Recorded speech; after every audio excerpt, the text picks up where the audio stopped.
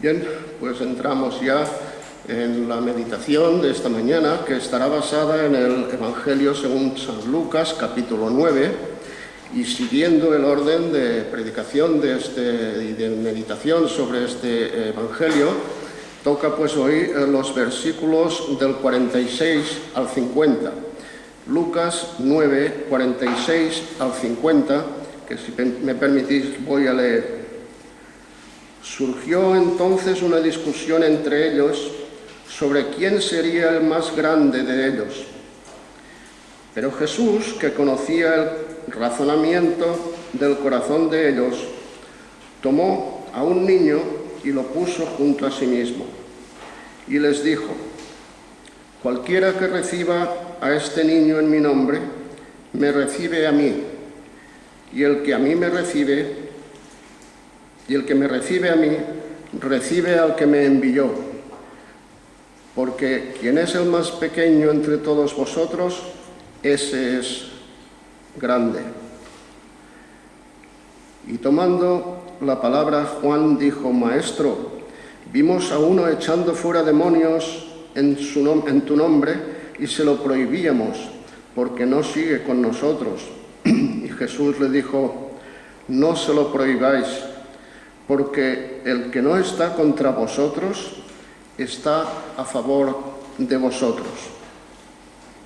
Son unos breves versículos los que toca hoy comentar, solamente 5 versículos, y por lo tanto la meditación de esa mañana también será breve y también será corta, pero no por ello menos intensa y menos firme para nuestro corazón, de forma que podamos aprender cosas muy importantes.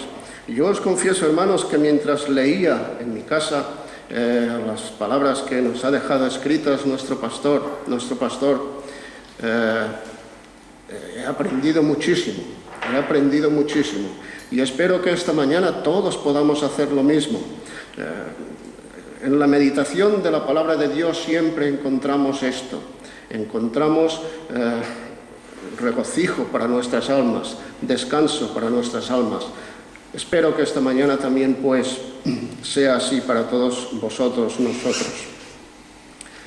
La semana pasada tuvimos ocasión de leer y comentar el pasaje de Lucas capítulo 9 en los versículos del 37 al 43, en el que vimos la inminente reacción de los poderes diabólicos después de la transfiguración de Jesús, el Hijo del Hombre.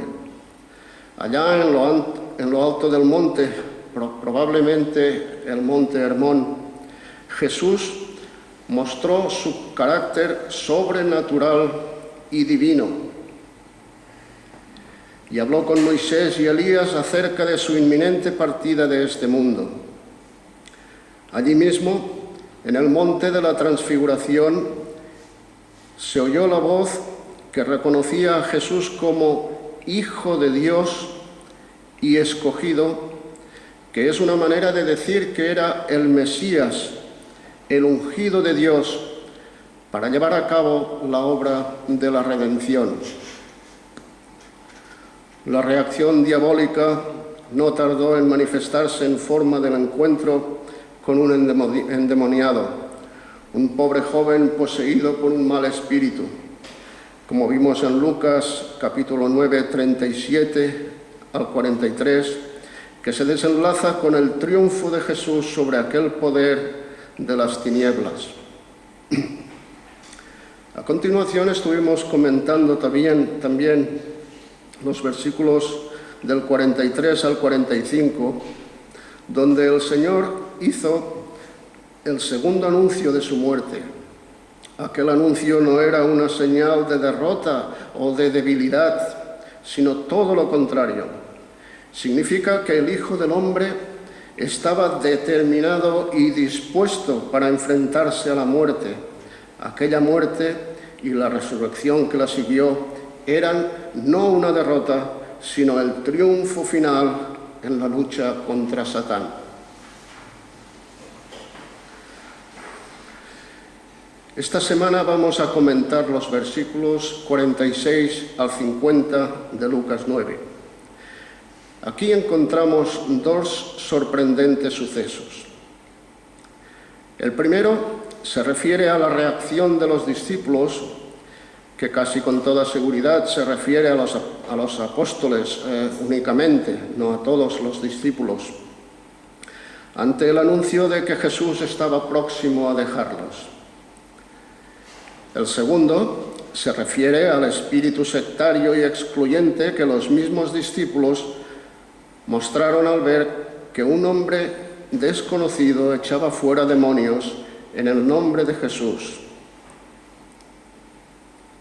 Ambos sucesos demuestran la poca consistencia de la fe de aquellos discípulos y nos alerta sobre los peligros de las ambiciones personales. En el versículo 45 vimos que los discípulos no habían comprendido las palabras de Jesús acerca de su muerte. De hecho, en los evangelios encontramos 3 predicciones de Jesús acerca de su muerte. ¿Recordáis? La primera está en Mateo 16, versículos 21 al 27, contestada por Pedro con una malentendida piedad. La segunda es la que hoy tenemos ante nosotros en Lucas 9. Y la tercera la encontramos también en el Evangelio de Mateo y capítulo 20, 17 al 19, que provocó la delirante petición de la madre de los hijos de Zebedeo, Jacobo y Juan, para que sus hijos ocuparan el lugar de privilegio en el reino celestial. En los 3 casos se manifestó una falta escandalosa de entendimiento acerca del ministerio de Jesús y un vergonzoso espíritu de egoísmo por encima de los nobles propósitos del servicio abnegado de Jesús. En el versículo 45 de Lucas 9 leemos que apenas había terminado Jesús de hablar acerca de su muerte cuando los discípulos se enzarzaron en una discusión acerca de la sucesión en el puesto de mayor autoridad, una vez que Jesús hubiera muerto. A la vista de esta discusión y de los deseos egoístas que ella revelaba, hemos de pensar que cuando en Lucas 9:45 leemos que ellos no entendieron esta palabra, no se refiere a que no entendieran que Jesús anunciaba su muerte, porque la expresión «el Hijo del Hombre está a punto de ser entregado en mano de hombres» es lo suficientemente clara para comprender que se está hablando de una muerte próxima, sino que lo que ellos no entendían era el propósito de aquella muerte. Los apóstoles tardaron mucho tiempo en comprender con toda plenitud el verdadero carácter de la naturaleza de Jesús y de su obra expiatoria. ¿Recordáis así, por ejemplo, Pedro, en la primera predicción de la muerte de Jesús, inmediatamente comenzó a reconvenir al Señor y a decirle: Señor, ten compasión de ti, de ningún modo te suceda esto. Es decir, no entendía nada de la necesidad de la muerte expiatoria de Jesús y trató de disuadirlo, apelando a una malentendida compasión. Por esa razón, precisamente, Jesús le reprendió y le dijo: «Apártate de mi vista, Satanás, me eres tropiezo». Una vez más, Satanás estaba haciendo su trabajo. «Apártate de mi vista, Satanás». Y eso que estaba hablando con Pedro. «Me eres tropiezo, pues no piensas lo de Dios, sino lo de los hombres». Eso está en el Evangelio según Mateo, capítulo 16 y versículo 23. Queda claro, pues, que el problema central que aparece en las 3 ocasiones en que Jesús anunció su muerte, fue en realidad un problema doble. Primero, la falta de comprensión de la razón de su muerte. Es decir, no entendían los discípulos para qué y por qué tenía que morir Jesús. No que no comprendían lo que les había dicho de que iba a morir. Eso sí lo entendieron. Eso se entiende fácilmente. Lo que no entendían era por qué tenía que morir Jesús. Y en segundo lugar, una vez que se enteraron de que Jesús iba a morir pronto, se pusieron en línea para ocupar el primer puesto e incluso para hacer reserva en el reino de los cielos, como pretendió la madre de Juan y Jacobo. ¡Qué vergüenza! ¡Qué falta de visión espiritual! ¡Cuánto egoísmo y cuánta ambición! El texto griego de Lucas 9:46 dice que surgió eiselzen una discusión, dialogismos, entre ellos sobre quién sería el más grande. Esto significa que de repente se levantó, brotó como si fuera un surtidor una discusión polémica. Y en una discusión de ese tipo, cada uno de los pretendientes al primer puesto empezaría, os imagináis, a exponer y a exagerar sus méritos y sus derechos, a la vez que trataría de minimizar los méritos y los derechos del adversario. Esto siempre ocurre cuando queremos ocupar un puesto, bien sea en la sociedad o en el sitio que sea, y queremos ocupar a toda rajatabla este puesto, siempre hacemos lo mismo. Yo soy el mejor y este es el peor, porque tal o cual. Lo que aquella discusión revelaba era la vanidad, la ambición, la petulancia y la carencia de humildad de todos los que intervinieron en ella. En las iglesias pasa lo mismo desde el principio. Basta con leer atentamente el libro de los Hechos de los Apóstoles, así como las cartas apostólicas, para ver que desde sus orígenes las iglesias han estado expuestas a estas luchas internas por ocupar los primeros puestos. Aquí mismo, en nuestra iglesia, hemos visto desde sus orígenes muchas escenas de ambición y vanidad por ocupar el primer puesto.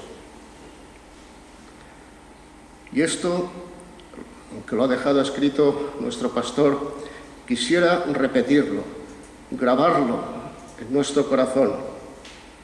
Aquí mismo, en nuestra iglesia, hemos visto desde sus orígenes muchas escenas de ambición y vanidad por ocupar el primer puesto.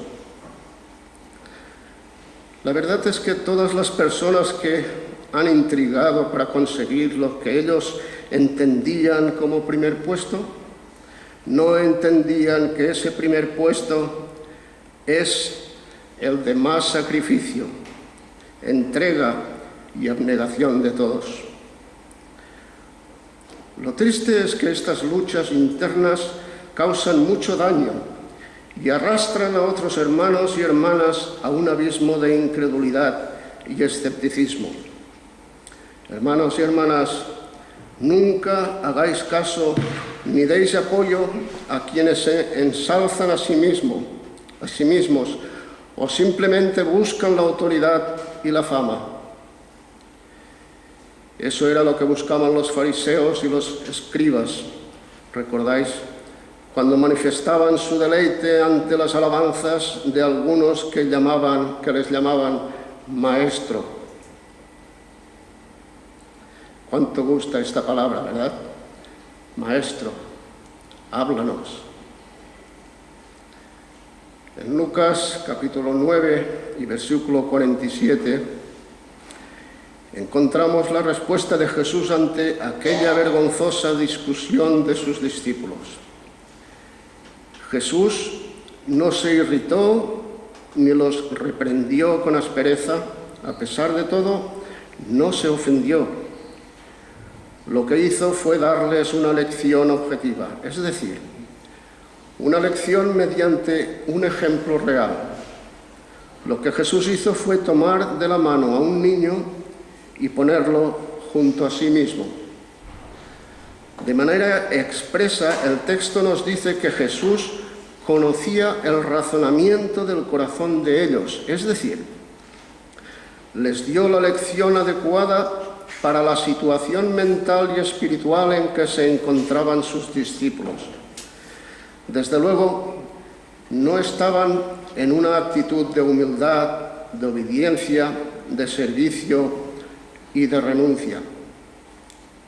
Todo lo contrario, estaban enzarzados en una acalorada discusión por ocupar el primer puesto. Ya he dicho antes que este pecado, el de la ambición y la vanagloria dentro de la Iglesia de Dios, es una ofensa contra la gloria de Dios. Es el mismo espíritu mezquino que denunció el apóstol Juan en 3 de Juan, versículo 9, respecto a Diótrefes, cuya ambición le llevó incluso a impedir la presencia de los apóstoles en la Iglesia. También el apóstol Judas, versículo 4, denuncia que han entrado disimuladamente ciertos hombres impíos, los cuales convierten en lascivia la gracia de Dios, de nuestro Dios, y niegan a Jesucristo, nuestro único, soberano y Señor, y rechazan la autoridad, blasfemando de las potestades superiores. La Biblia está llena de pasajes de este tipo, donde nos avisa, nos advierte de este grave pecado que está en la Iglesia primera, la Iglesia de todos los tiempos, la Iglesia de hoy y nuestra Iglesia aquí también. No estoy diciendo que los discípulos habían llegado a ese extremo, desde luego, ni mucho menos, pero sí digo que en las iglesias de todos los tiempos ha habido no pocas personas que han buscado su propio interés antes que el interés del Señor y de su obra. Estos son capaces de destruirlo todo para satisfacer sus propias ambiciones, y ciertamente su retribución será grande. Los versículos 49 y 50 nos presentan la segunda historia de este pasaje. Al igual que en la primera, podemos ver aquí que los discípulos no estaban a la altura de la sublime misión de Jesús.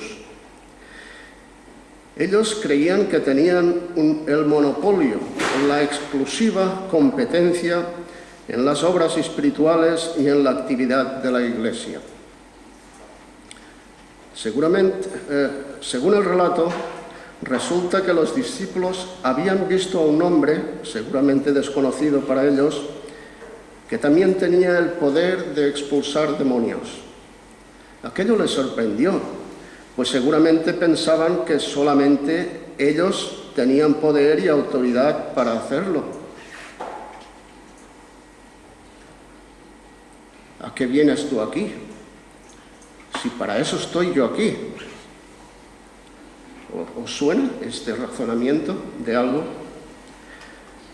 Sin embargo, recordemos que en una ocasión anterior no habían sido capaces de echar a un demonio de un pobre joven atormentado, y que el Señor mismo tuvo que hacerse cargo de aquella situación. Sin embargo, para los apóstoles, los únicos que podían ejercer la autoridad eran ellos mismos, solamente ellos, los que formaban el grupo cerrado de los más íntimos de Jesús. Es verdad que ellos eran el círculo más próximo a Jesús y que gradualmente fueron recibiendo más autoridad, eso es cierto, pero en ningún momento recibieron el monopolio de la verdad. Y en aquellos primeros tiempos, el poder de hacer milagros fue compartido por otros que no eran apóstoles, como es el caso, por ejemplo, del diácono Esteban, ¿recordáis? En Hechos capítulo 6 y versículo 8, el cual, dice, hacía prodigios y grandes señales y milagros entre el pueblo. Señales milagrosas entre el pueblo. Por lo tanto, los apóstoles en aquellos tiempos no tenían el monopolio de hacer los milagros, mucho menos el monopolio de la verdad. Así pues, en sus primeros tiempos los apóstoles pensaban que solamente ellos tenían esos poderes sobrenaturales. Este es el primer paso hacia el absolutismo, hacia el privilegio del poder total. Es un vicio humano que trae grandes desgracias sobre la Iglesia de Dios. De esa manera se forma un espíritu de clase superior, de casta sacerdotal, que llega a tener el poder de la vida y la muerte, de la salvación y la perdición. Eso es lo que ha ocurrido, por ejemplo, en la Iglesia Católica. Desde los sacerdotes, donde los sacerdotes han asumido unos poderes absolutos de carácter sobrenatural, mediante los cuales pueden dispensar o negar los sacramentos que, según ellos, son indispensables para la salvación. Ahí tenemos un ejemplo de círculo cerrado de poder. Cómo, según la Iglesia Católica, la gracia de Dios llega a través de los sacramentos y solamente los sacramentos tienen el poder de consagrar y aplicar la gracia al pueblo. Resulta que en sus manos está, pues, la salvación, puesto que ellos los dispensan o no, los sacramentos, me refiero. Ese gran error tiene un paralelo similar en lo que ocurre en otras iglesias de tipo carismático, otros grupos carismáticos dentro del mundo evangélico o protestante. Hay unas personas que dicen que están llenas del Espíritu Santo. Todas esas palabras nos suenan muchísimo, ¿verdad? Están llenas del Espíritu Santo. Todos nosotros estamos llenos del Espíritu Santo. El Espíritu Santo vive en todos nosotros, los que creemos. Pero esas personas se creen que de una manera especial están llenas del Espíritu Santo y que tienen ciertos dones especiales, como es el de lenguas, curaciones, profecía, etc. Los demás creyentes no tienen estos dones porque no tienen suficiente fe, según ellos nos dicen. Ahí tenemos otro grupo cerrado que administra esos poderes especiales según el Espíritu Santo les indica, porque según ellos están en permanente comunicación con Dios. Están en permanente comunicación con Dios. Hermanos, os tengo que decir, no está escrito aquí, no me lo ha dicho, por lo tanto no lo dice nuestro pastor aquí, pero permitidme que os diga, no hace muchos días tuve una conversación con alguien que me decía, hablábamos precisamente acerca de eso, acerca de el Señor me ha dicho. Y esa palabra, esa expresión, estaba en su vocabulario en aquella conversación que tuvimos y por lo menos me la soltó 10 veces. Son hermanos que siempre están diciendo lo mismo. El Señor me ha dicho, el Señor me habla. Hermanos, yo solamente sé una forma común de la que el Señor habla, y es a través de su palabra. Cuando hables del Señor, no digas el Señor me ha dicho. Di si quieres, yo pienso esto o aquello, y la palabra de Dios está de acuerdo con eso o aquello. Pero nunca digas el Señor me ha dicho. El Señor no habla de esta forma. Por cierto, que lo que le había dicho el Señor era tan contradictorio, que era muy evidente y muy claro que no se lo había dicho el Señor. En realidad, esta creencia es muy parecida, me refiero ahora a la creencia de estos hermanos carismáticos. En realidad, esa creencia es muy parecida a la de la Iglesia Católica, con su monopolio de la verdad. Lo que vemos en Lucas capítulo 9 y versículos 49 y 50 es que el Señor no se limita a obrar a través de un grupo exclusivo. ¿Por qué tenían que prohibir la expulsión de demonios aquellos discípulos? ¿No es Satán el único enemigo de la verdad? Por lo tanto, ¿a quién hay que expulsar? ¿Acaso aquel hombre que expulsaba demonios estaba en contra de los apóstoles?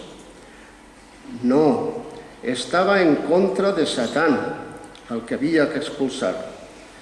Por eso Jesús dijo a los apóstoles, no se lo prohibáis, porque el que no está contra vosotros está a favor de vosotros.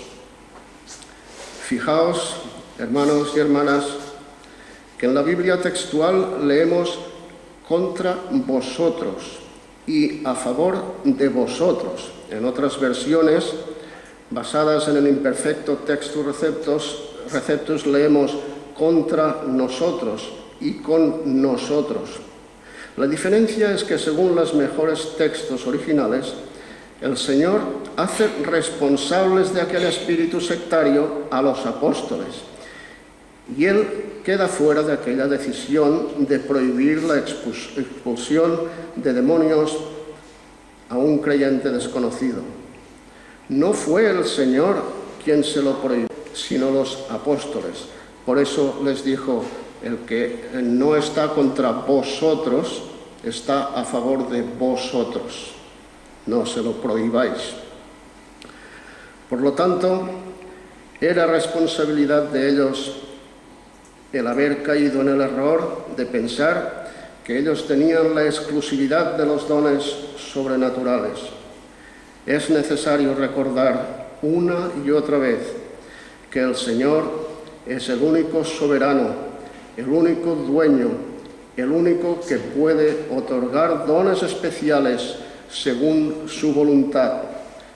Así nos lo recuerda el apóstol Pablo, por ejemplo, cuando en primera a los Corintios, capítulo 12 y versículo 11, nos dice: pero todas estas cosas las efectúa el único y el mismo Espíritu, repartiendo en particular a cada uno como Él quiere.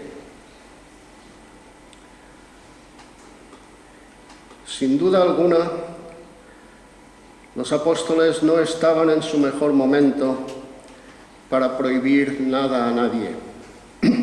Acababan de dar un espectáculo lamentable con su discusión sobre la jefatura del grupo. Lo que ocurre con frecuencia es que nos entregamos al vicio de corregir a otros, pero no somos capaces de ver nuestros propios errores y pecados. Y también ahí me ha llegado el sermón de esta mañana. Cuánta paciencia tiene el Señor con nosotros. Qué grande es su misericordia y bondad. Bien, hermanos, al terminar este comentario no queda más que hacer una solemne exhortación a la humildad. La verdad no es un patrimonio de nadie, de ningún grupo, de ninguna iglesia. La verdad es Jesucristo mismo. La verdad es la palabra de Dios, la Escritura Santa, y ella nos ha sido dada a todos para que la leamos y la meditemos con reverencia. Hay muchos que dicen, yo tengo la verdad, como si la verdad se dejara atrapar y enjaular. Y es al revés. La verdad nos conquista a nosotros, se hace dueña de nosotros y nos guía por el buen camino, que es, en definitiva, el camino de la humildad, del arrepentimiento, de la reverencia, de la fe y, sobre todas las cosas, por el camino del amor sincero.